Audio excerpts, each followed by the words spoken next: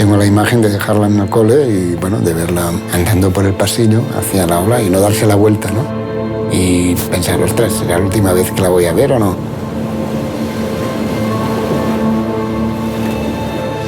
Nós somos alpinistas por paixão, subimos por opção, mas regressar é obrigatório.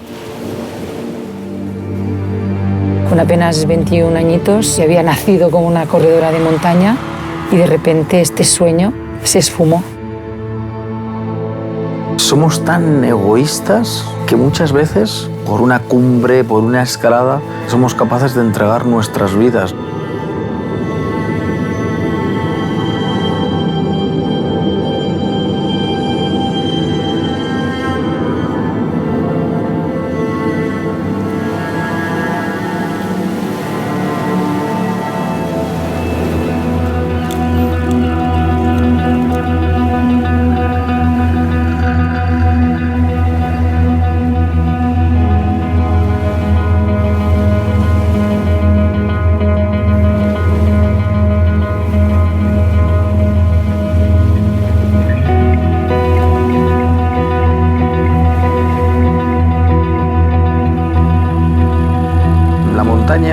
Me ha hecho ser la persona que soy hoy día, ¿no?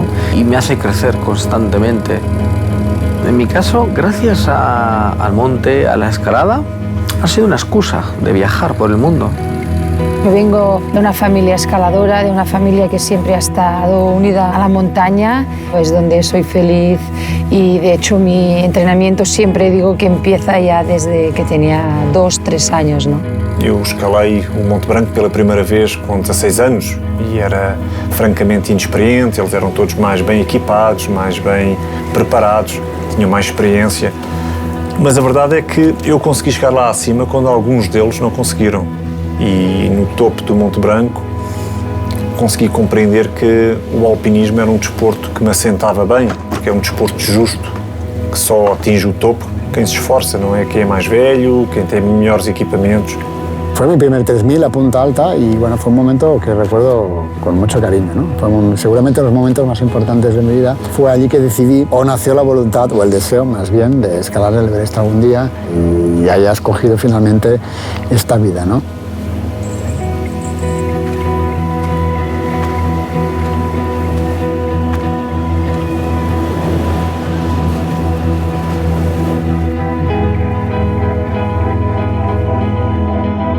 En Montserrat aprendí pues, a escalar, a hacer espeleología, a correr. Yo nunca jamás he pisado una pista de atletismo. El hecho de correr en sí no me atrae. De hecho, prefiero más estar en el monte y desplazarme deprisa, ¿no? Acariciando la cima y estando pues, en contacto con la naturaleza pura.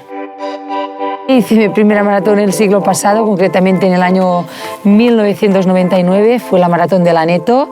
Me puse a llorar de emoción, ¿no? Porque pensaba que era una distancia sobrehumana, ¿no? Estos 42 kilómetros desde Benasque, la cima de Laneto y volver, pues resultó ser una experiencia inolvidable.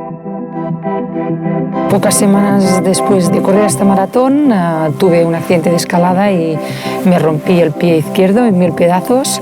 Era como si me pusieran un caramelo en la boca y de repente me lo quitaran, ¿no? Con apenas 21 añitos y había nacido como una corredora de montaña y de repente este sueño se esfumó.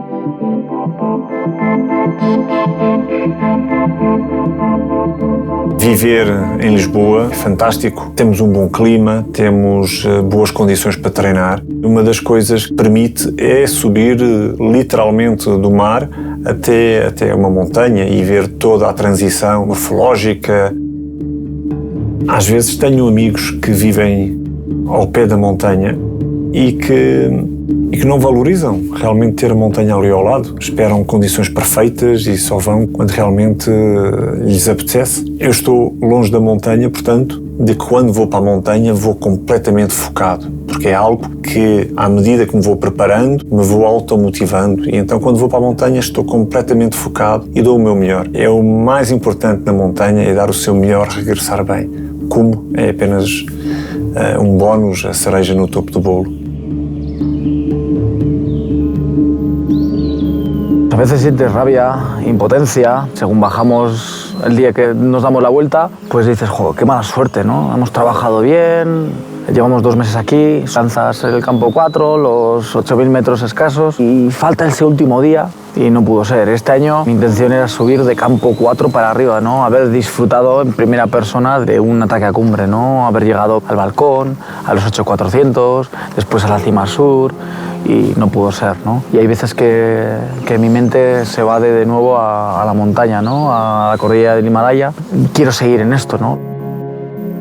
Todo este proyecto de escalar los 14 y luego todos los años que llevo en Himalaya, había un momento que cambia tu situación personal, que es cuando eres padre. Entras en esta contradicción que tú llevas toda tu vida realizándote como persona, incluso profesionalmente como alpinista. Cuando tienes una hija, sigues con el mismo plan. Y bueno, de alguna manera quieres trascender a algo mejor como persona, también como ejemplo para tu hija. Por lo tanto, es un camino como un contradictorio, ¿no? Porque por un lado quieres hacer mejor las cosas, quieres ser mejor alpinista, quieres culminar un proyecto que sea bonito, pero es un proyecto que al mismo tiempo puede llevarte a la muerte, ¿no? Y eso es lo peor para tu hija. Cuando era más pequeñita, siempre hacía el ritual de llevarla al colegio el día mismo que me iba de expedición. Tengo la imagen de dejarla en el cole y, bueno, de verla andando por el pasillo hacia la ola y no darse la vuelta, ¿no? Y pensar, ostras, ¿será la última vez que la voy a ver o no? Fueron pasando los años, probé otros deportes, la bicicleta de montaña, la bici de carretera, el esquí de montaña, que son deportes que no tienen impacto, ¿no? Esto me permitía también estar en contacto con la montaña. También intenté correr, pero tenía mucho dolor, no podía con el dolor, hasta que la vida al final me regaló otra oportunidad. Y al final, al cabo de unos años, pues probé correr de nuevo, me puse un dorsal y esta fue, pues, mi primera victòria en una segunda vida. Há muitos anos comecei a fazer triatlo com o intuito de começar a treinar para a montanha. O triatlo tem vários segmentos, de maneira que, ao princípio, nas primeiras competições, eu acabava por gastar tudo na natação, depois no ciclismo e no atletismo acabava por desistir.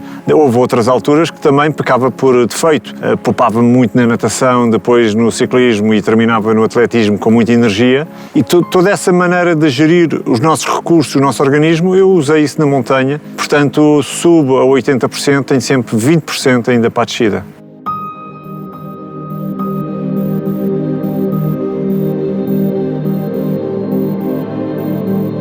Me ha pasado más de una vez de perder compañeros, perder amigos, gente muy cercana. Y desafortunadamente, en un porcentaje muy alto, los accidentes que suceden, parte muy importante, son por errores humanos. Hay veces que sí, te ha cogido una avalancha, pero te ha cogido una avalancha, quizás no era el momento adecuado, no habíamos valorado la situación. Y hay muchos factores, muchos más de los que pensamos, que dependen de nosotros. Y ahí es donde tenemos que estar, pues, más atentos, ¿no? Y pensar un poquito más en los demás, ¿no? En toda esa gente que nos quiere, ¿no? A montanha é perigosa e, portanto, nós temos que ter medo. O medo é um forte aliado. É graças ao medo que eu consigo calibrar o bom senso e tomar as boas decisões. El miedo es bueno, es positivo, pero un miedo que no te atrape, un miedo que no te absorba, un miedo que te deje pensar, que te deje visualizar, que te deje interiorizar, que te deje actuar. El miedo que pasa a ser pánico, como me ha pasado muchas veces, no es bueno, porque te bloqueas. Pero el miedo como compañero de la prudencia es lo mejor. El miedo te mantiene activo, el miedo te mantiene con vida. Y gracias al miedo muchas veces sobrevivimos. Viví muchas situaciones límites. Estar 3 días en la pared en los Alpes en invierno, tener mucho mal tiempo, tener que bajarte, accidentes. Constantemente estás viviendo situaciones que te ponen muy al límite y que te enseñan a saber manejar las situaciones límite. Y cuando te llega una de estas en una grande montaña, de alguna manera ya tienes un cierto aprendizaje. Tenía un pinchazo fuerte en el corazón y estaba a 7.400 metros de altura en medio del Makalu. A partir de ese momento me doy cuenta que mi vida está pendiente de un hilo. No podía soportar el dolor. Veía a mis compañeros, estaban a 150 metros de mí, pero no tenía fuerzas para gritar. La opresión era cada vez mayor y al final pues decidí girar y ahí empezó esta lucha, ¿no? Contra el dolor, contra el frío, contra la oscuridad. Muchas veces me arrodillaba y pensaba que esto se acababa, pero me volvía a poner de pies y era como tener un objetivo, por mínimo que fuera, para cogerme fuerte y llegar a él. Al final se vuelve como un infierno maravilloso que te hace repetir. No me gustaría volver a estar en esta situación, pero yo sé que de esta he salido, por eso me hace más fuerte, ¿no?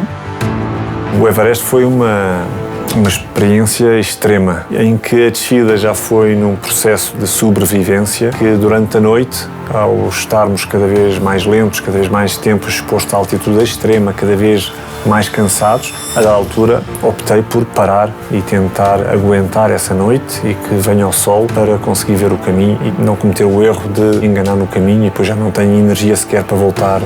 Llevar a cabo un reto como un Everest no es una broma. Es un tío que puede parecer aquí alocado. Si no tiene la cabeza bien centrada, es muy difícil que sobreviva en este tipo de terreno, ¿no? Este es el corredor de la muerte. Son 150 metros bastante peligrosillos.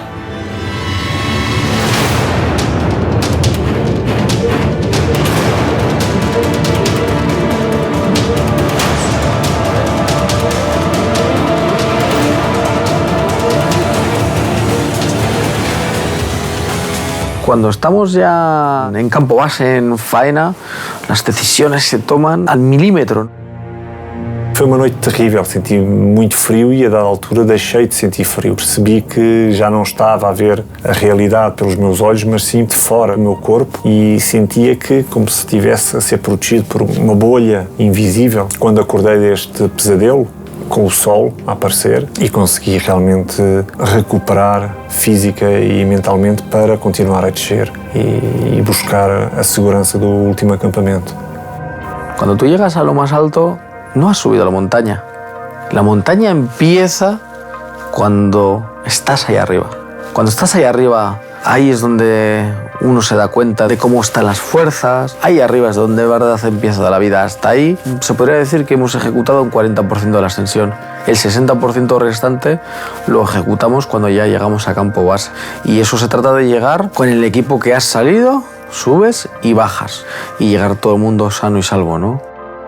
Realmente la cumbre es un momento corto en el que yo creo que salen más las sensaciones ligadas a la satisfacción de haber culminado un proyecto. El placer de estar en un lugar fantástico, el placer del ejercicio, el placer también de ver que vas utilizando la estrategia buena para escalar, que toda la experiencia, todo el trabajo lo estás aplicando allí, te sirven, que ese también es un placer. Eso lo vives durante toda la expedición y diría que en la cumbre realmente todo lo que fluye de sentimientos van más ligados a por fin lo he logrado.